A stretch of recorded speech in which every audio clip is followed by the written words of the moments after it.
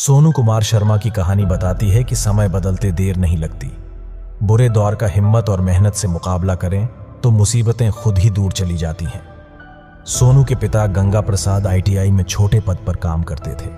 कमाई इतनी ही थी कि किसी तरह अपना और परिवार का पेट भर सके, लेकिन आईटीआई में छात्रों को पढ़ते देख वे अपने सोनू के लिए सपने देखा करते थे। लेकिन उनकी दुनिया आईटीआई तक ही सीमित थी। उन्हें आईआईटी के बारे में पता भी नहीं था। सोनू पढ़ने में होशियार था, लेकिन पटना के जिस सरकारी स्कूल में वह पढ़ता था वहां शिक्षक रोज नहीं आते थे। उसके पास सारी किताबें भी नहीं थी, लेकिन आत्मविश्वास भरपूर था। पिता अपनी नौकरी के दम पर बड़ी मुश्किल से बच्चों के लिए किताब खरीद पाते थे। उन्हें हर साल इसके लिए कर्ज लेना पड़ता था। ऊपर से भाइयों के साथ पारिवारिक कलह भी अशांति का एक बड़ा कारण था।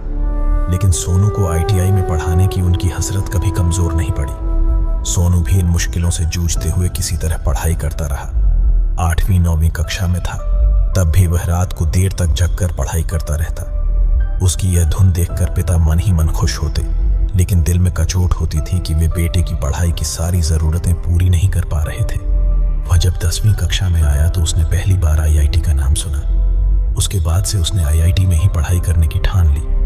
किसी तरह 10वीं पास करने के बाद उसने पिता को आईआईटी के बारे में बताया तो उन्होंने पहली बार में ही मना कर दिया। उनके मन में तो आईटीआई बैठा था। फिर आईआईटी की तैयारी और पढ़ाई में होने वाले खर्च की भी उन्हें चिंता थी, लेकिन बेटे की जिद के आगे उन्हें घुटने टेकने पड़े। खर्च की व्यवस्था के लिए उन्होंने घर के कई सामान बेच दिए। इसी बीच सोनू को सुपर 30 के बारे में पता चला और एक दिन वह मेरे सामने था, बेहद शर्मीला और संकोची, लेकिन प्रतिभा से भरा हुआ। मैं पहली बार में ही उससे प्रभावित हुए बिना नहीं रह सका। क्लास में भी वह हर समय किताबों में ही उलझा रहता। उसकी एक खासियत दूसरे छात्रों से अलग थी। वह किसी सवाल को हल करने के पहले उसका कॉन्सेप्ट समझने की कोशिश करता। उसने तैयारी में कोई कसर नहीं छोड़ी। पिता का बिका हुआ घर और परिवार की गरीबी उसे हर पल याद रहते। साल 2010 में आईआईटी प्रवेश परीक्षा का रिजल्ट आया तो सोनू की खुशी का कोई ठिकाना नहीं था। उसे आईआईटी खड़गपुर में प्रवेश मिल गया था। पिता ने पूरे मोहल्ले में मिठाई बांटी, ये बताते हुए उनके बेटे का आईटीआई में सिलेक्शन हो गया है।